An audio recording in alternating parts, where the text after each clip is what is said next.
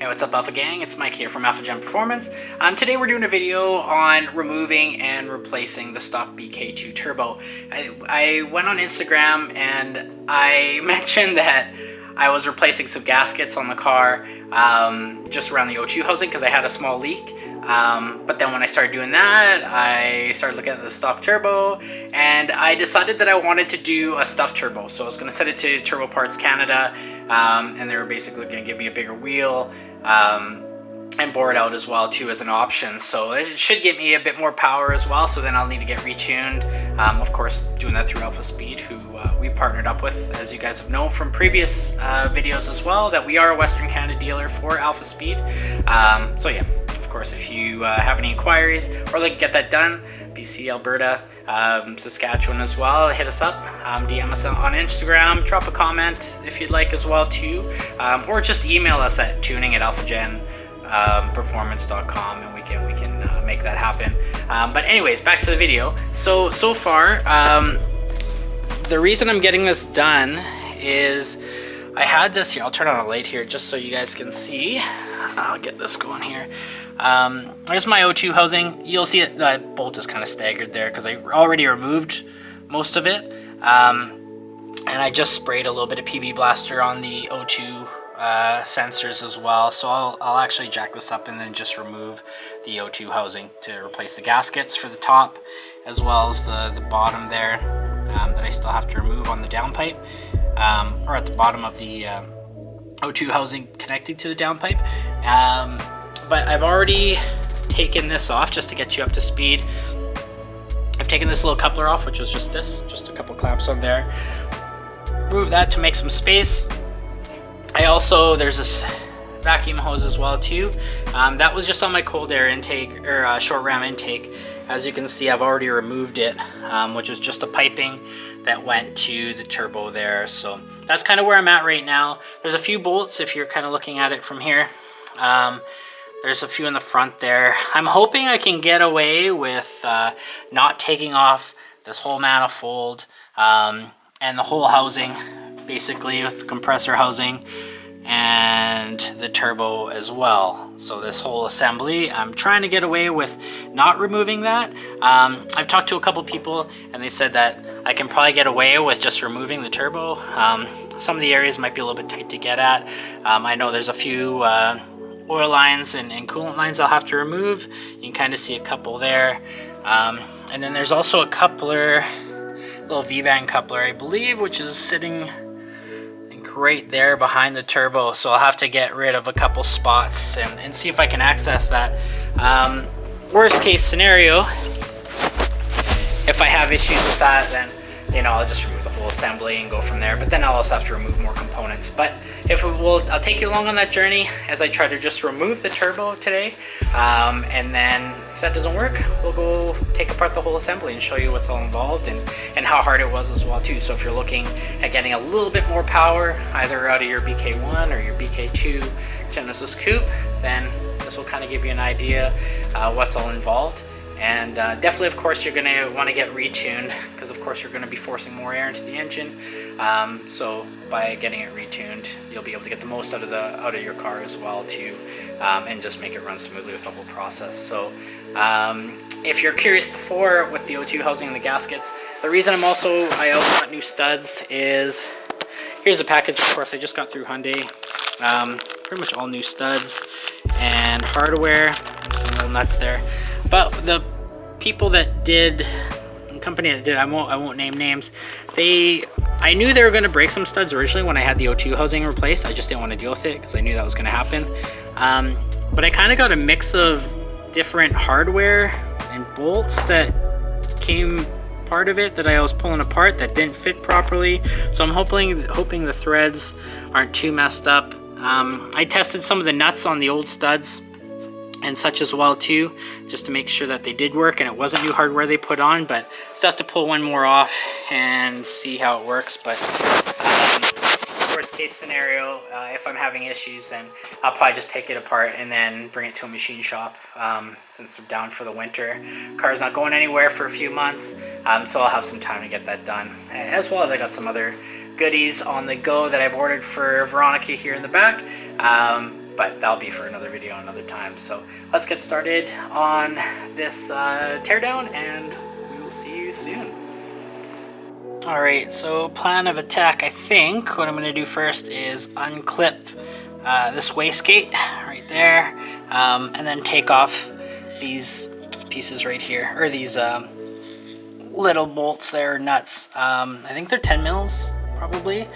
So once I pull that wastegate off, I think the next thing I'll do is probably take that little clip off, a little C-clip, and then probably worry about that later. That clamp, I'll do that last maybe. But so after we get those done, then I'll probably try to get all my lines drained. There should be 4 lines, so it's kind of hard to see. I'm trying to put a light on it, but there should be 2 down there. Yeah, it'll be hard to see, but I'll try to point it out and show you which ones I'm taking off. But we'll get those drained. But for now, let's get rid of that wastegate. Okay, so for this little C-clip, all I did is just use a tiny little pair of, or just a little flathead here, and then I just pried it out and just pulled it out, and that came off really easily. I took off this clip as well, which same thing, I just used kind of like a flathead to push on the clip ahead, and then it just popped out of the connector for the wastegate, and I just loosened these off, so I'll just take these off by hand so I don't possibly drop them taking them out, and we'll get that wastegate out. So now with these bolts removed, I also have that C-clip out, so you can pretty much just pull that rod out from the wastegate, just lift straight up, and the wastegate is good to go. So there's the wastegate out, and we can see more stuff to access, so I'll see what I want to remove next and go from there. Wastegate removed. I'm probably going to remove this line, and I think there's one right here as well. It's kind of hard to see right down there. I can't quite with a camera in hand. Yeah, it's just right in there, this piece right here. So for the top one, I kind of have a mix of metric and imperial sockets with me. So I have 11/16 for the top, and then on the side one that I'm going to remove, I have an 18 mil, so I was kind of just getting whatever was in my toolbox and the sizes I had available. So I'm going to remove those first. I'm expecting to lose some fluid, so I'll definitely let you know how much I lose if that's the case. So we'll do that first, and then we'll have to get to the other 2 lines. To give you guys an idea, as this is kind of the first time for me doing it as well. This was an oil line, but there's all the drainage is going to be at the bottom. You can kind of see it looks like maybe there's a ground that kind of sits against the side there, but it was just a small little nut here, or sorry, a bolt that was on the side there with a little washer there. So don't lose that, because we'll definitely need that again later. Probably end up replacing the washers maybe when I put it all together as well. Now let's take apart that other line. Right, to get you caught up, I started pulling this little bolt out. I put it back in just a little bit because I noticed that coolant was starting to leak out. So I think that's where we're going to get a little bit of drainage. So I'm going to try to get a funnel underneath. Like I have some space before that little plastic covering at the bottom of the car. So I'm going to try to get a funnel under there, and then put like one of these like little water bottles just from the funnel just to catch some of it. So unfortunately I did not jack up my car. Everything's kind of off and the battery's disconnected, so it's kind of hard to get it moved, to get a jack underneath, which was my fault of course. But so I'm just gonna make this work and see if it does, but that'd be perfect if I don't get fluids all over the bottom of my garage floor. Okay. So far, I almost filled up one of these water bottles with coolant so far. So then I'm just going to put this next one just underneath and then pull that line back out again. And you can't really see it here. The one I showed you earlier. Let's see if I can get a better view of it here with the light. Unfortunately, it's so dark in my garage. Let's see the wastegate. There it is. So just this one right here. This is the one I'm pulling off. So as I pull that down, more fluid is leaking out. So I'm basically just kind of pouring one end. You can kind of see that wet end right there where the bolt came out. I'm tilting that towards the water bottle that I have sitting, that I put under there, and it's just draining that part of the line a little bit more. So I'll drain a little bit more and we'll go from there. You can see that line pulled apart from the side. There's a bit of oil in there, so I know that's going to be next to drain. So this line over here to the side is the other one I have to do. So I am hoping that maybe I can just go off that hose and drain a bunch and somehow capture as much so it doesn't make a mess. And then the other line I have to get is, let's see if I can get a good view. It's underneath the turbo a little bit, but it's also got, let's see if I can find it. I'll have to probably put an arrow just on the video to kind of show you where it is. You can kind of faintly see where the hose goes up. Just behind it's pretty dark, but it's basically, there's a small clamp. Yeah, it's hard to see from here. It's underneath that other line. It kind of feeds up, but there's another hose clamp there that I'm going to try to get as well. But yeah, so we're getting close, and then it should just be, last step, we'll remove this little clip here, and then take like a rubber mallet and just pop that turbo, and that should be it. And then we can send it off. So we're getting close. So I got that line off, that one up at the top, and then this one I left there because I just ended up pulling off the hose that connected to the top here. You can kind of see a little nipple there. Nothing leaked out yet. Maybe when I pull the turbo there'll be a little bit that comes out. I'll have to drain some of that oil. But yeah, so that's that one. And then the last, there should be only one more line that's to the turbo, and it's actually down here. With that removed, let me see if I can. So there's the turbo. There's another clamp.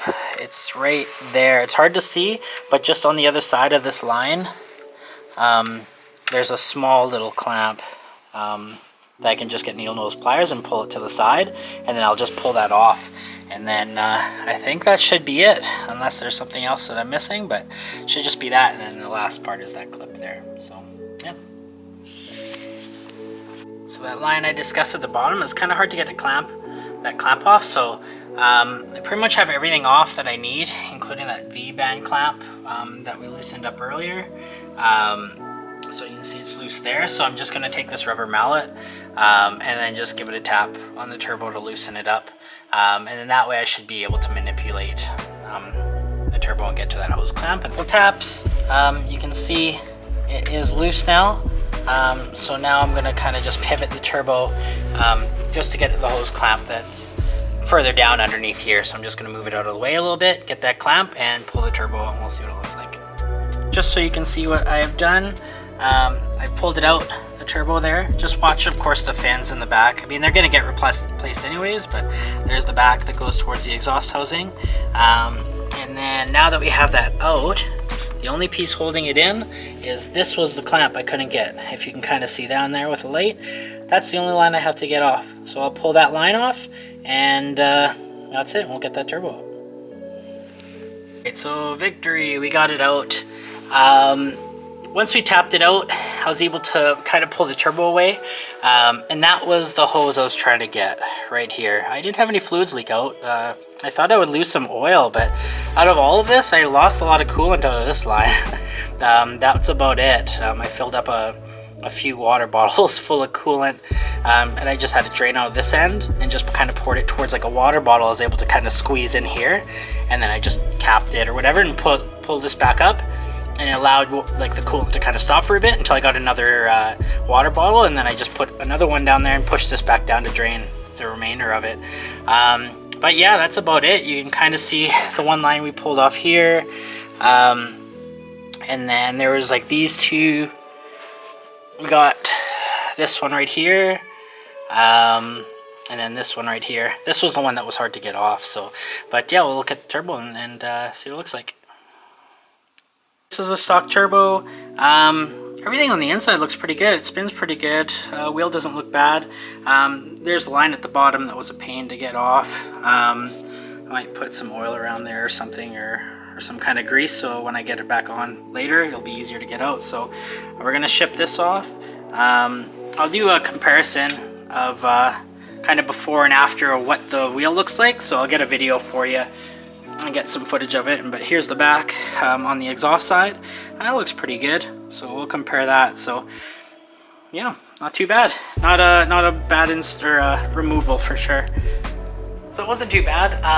In terms of difficulty, I think it was just more or less getting some lines out and stuff like that. But overall, it wasn't too bad. I'd probably say I was more concerned about getting coolant and oil everywhere and making sure I didn't make a mess. But once I started pulling the lines off and disconnecting things, it wasn't too bad. Definitely something I'd say anybody could really do.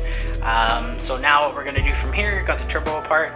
I am going to package it up, send it off to Turbo Parts Canada, and we'll continue this video when I get it back, and we'll do the comparisons on the new stuffed turbo and everything they've done to it, and then I'll show you, of course, the comparison with the old turbo, and then we'll put it in, and we'll continue the video from there. See you soon, guys.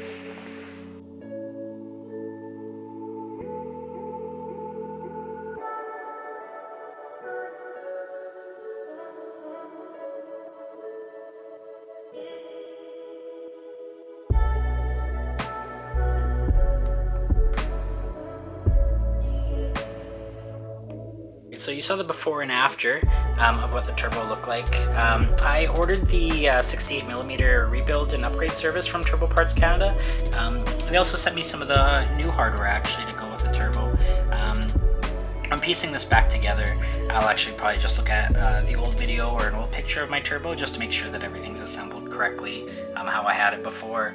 But overall, I mean, the turbo from stock is already pretty responsive. So with this one in particular, it's going to spool a lot quicker as well, because I did get the, I'll flip this over here, I did get the upgraded wheel here. Of course, it's a 9-blade turbine wheel, so of course it's also going to help me spool a lot quicker as well too. So I'm expecting my responsiveness on the turbo is actually going to be pretty nice once I get it tuned. Also, the opening here is a lot larger, whereas it kind of tapers, if I can lay it down safely here, on the stock turbo, because this is of course the stock housing, it kind of tapered in right here, but this is all bored out, so it's a bigger opening, so then you basically can put on a bigger wheel here as well too. So yeah, this is gonna be pretty nice once I install it. So we'll take you through the process of getting that thrown on and show you how easy it is. So basically it's pretty much gonna be identical how I took it off, except basically just reverse the steps and go from there. So we'll see you in a few minutes. Welcome back. So we're back in the garage. We're going to throw this turbo together. When they return it to you, you're going to have some of the hardware that was attached to the turbo is going to be taken off, so you have to reattach that and add all the washers. So I'm just going to show you kind of how I put those on there, in case you're wondering, like, does this washer go here, or is this how it's supposed to be hooked up? Because I was second guessing myself a few times, so I'll just show you kind of what I did here. So as we go to the turbo, I don't have everything tightened down all the way, so I just kind of flipped it upside down here just so it's safe sitting here. There's a little washer that you put here. This piece of course mounts back up to here. This is one of the harder lines, or one of the ones that went to the bottom, or maybe it was this harder one, I can't remember. We'll get to it, I guess, when we get to it. And then this piece of course comes on here. I haven't tightened these pieces on yet. There's a little tiny gasket right here, but then there's also a little brass washer.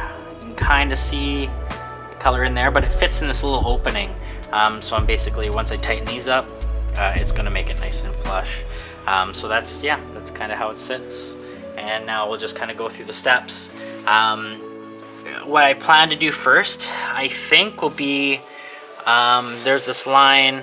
This one wasn't too bad to do, but it was this line, as I talked about earlier in the video, that was a pain. So I'm going to deal with this one first and attach the turbo to that. And then we'll start kind of putting the lines all together. So probably this one next, and then we have the coolant line down here that was leaking a bunch. It's kind of sitting down below, and then of course we have an oil line as well up here. We'll do as well. So with this housing, if it doesn't fit in here as we slide the turbo in, we're probably going to have to heat this up a little bit just to expand it. Because like how I use a mallet to tap it out, we don't want to use a mallet to force it back in case we do any damage to the turbine wheel as well when we're putting it back in. So those are kind of the steps that I'm going to try to do, and then we'll put the wastegate on last. But yeah, I'll go from there.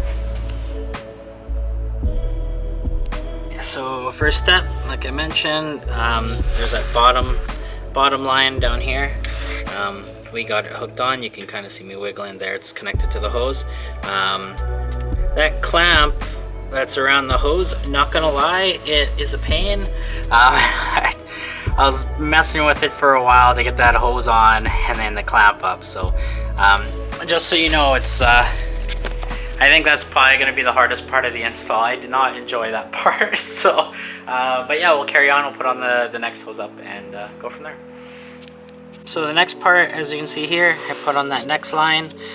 This one was really easy to do. I found a little tip, because with these hoses, sometimes putting them back on, just like when you probably noticed when you took yours off, if you're doing this install, there's a lot of friction inside. So I just used a little bit of like lubricant and kind of put it around the this little nipple on the other end, so then the hose just slid on a little bit easier. So that helped quite a bit. So yeah, this clamp is on, and we will now probably, I think I'm probably going to try to tap the turbo in and then put in these lines, and then same with the C-clamp that we had before. I'll probably put that on next. So yeah, maybe I'll try to slip the turbo in and put the clamp on just so we have it held there, and then the rest I think we can probably just start doing from the side. So yeah, let's go from there. Alright, boys and girls, so after connecting that last line, I literally just put the turbo and slid it right into the exhaust housing. So there it is, sitting right there, and I still have to put the clamp around it, of course, just to secure it. But I thought, honestly, with my luck, usually I would have to like heat it or be a pain to get this in. And yeah, well, luckily things were in my favor, I guess, or luck was in my favor. It just slid right in. So yeah, I'm pretty pumped that we can just secure this, and then we'll just have to put on hook this line back up top here, and then we'll put in this other feed right here for the coolant. And yeah, man, we were almost done here, and then we'll start her up and see how it goes. And of course, we still got to do the wastegate. Don't want to forget about that. We'll attach that afterwards. But yeah, so far I'm pumped. So yeah, it slid in. Home stretch. Alright, so got that little V-band clamp on here. Turbo's not going anywhere. It's nice and secure. There's kind of like a little, hard to explain, I guess. It's just like a little pin or a little piece that kind of sticks out. There's a little hole that it kind of sits in, so you'll know that your turbo is sitting in the right spot as well.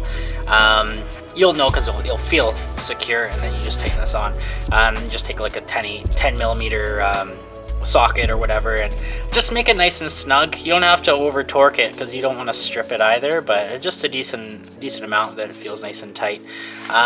So yeah, now all we have left is this. If you remember before, there should be the oil line that of course goes on top. There's a washer that sits on top here as well, and a washer underneath. So just make sure that you have the one on top and the one on the bottom before you're feeding that through. But we'll probably end up doing this bottom line first, the coolant line, and just getting that hooked up here. But yeah, it'll just be these two to go, and then we'll throw the wastegate on. As you can see here, we got the coolant line in and the oil line in, and then of course the other two right there, which are all hooked up, the clamp on. So now we just have to deal with this wastegate, which attaches to here, like how we originally planned. So here's the wastegate right here. It's still unplugged, of course. So we'll attach it here, put in those little 4 screws that we had. And then this piece, you don't want to adjust that wastegate here. Don't screw it or anything, leave it to the factory settings, but it's just going to sit here. C-clamp is going to go on there. And yeah, that's it. And then I have the clip just hanging here. So we'll plug that back into here and we'll go. So the wastegate is on. It's all attached here, of course, just the 4 little bolts here. We clip the wastegate back in, and that little retainer here, that little tiny C-clip is on there on the wastegate, so this isn't going anywhere. So yeah, what we'll do is I'll have to attach this coupler again to the turbo and the intake, and I think we'll probably end up putting the intake on, and then I'll start it up and we will check for leaks after that. Okay guys, so we got everything back together. Got my intake hooked back up. All the lines are hooked on again. Oh, I just gotta put this little clamp back on. on here, put the factory heat shields on and stuff like that. So now we'll go for a cold start and see how she sounds and check for any leaks. We're gonna go through a cold start, just check for any leaks. I'm just gonna probably pull the car back a little bit and just take a look underneath. One thing that you probably should do as well, because when we're draining the coolant, it was pretty low, so just make sure that all your fluids, just check your oil, your coolant as well, make sure everything's good just before you fire up. But yeah, we'll prime this and then see how it goes. So I took a quick leak underneath. I pulled my car back. Everything looks really good underneath. I don't see any leaks. Went to just take a listen, see if I maybe missed anything, and everything looks really good. I even fixed an exhaust leak I had before. I don't know if I mentioned it early in the video. I can't remember. But I had a bad gasket on my O2 housing, but then of course when I took it off, a lot of the studs were messed up. So I ended up replacing some of those, and I also got a new gasket. So, but of course on my gauge, this kind of helped me out. So everything's reading properly. Before at idle, I was sitting probably like 15, 1. It bounced up and down. So, but now I'm actually sitting at a good idle for my AFRs. So, I think from here we'll be tuning, I guess, right when the snow melts. Unfortunately, there's snow kind of all around me. I can't really get the car out of the garage. But yeah, so we'll take you, I think the next video we do related to this modified turbo from Turbo Parts Canada is we'll get it on the dyno, get retuned, see what the new numbers are. Because originally, as I talked before, just to get you caught up to speed, the stock ECU gave me 216 wheel horsepower, but then after we did the Alpha Speed custom tune on the dyno, we jumped up to 286 wheel horsepower, so a nice gain of 70 wheel horsepower, which is amazing. It's night and day.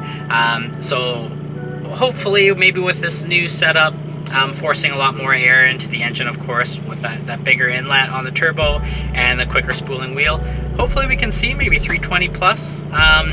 I'm guessing that's what we'll be at. I'll be happier if it's a lot more.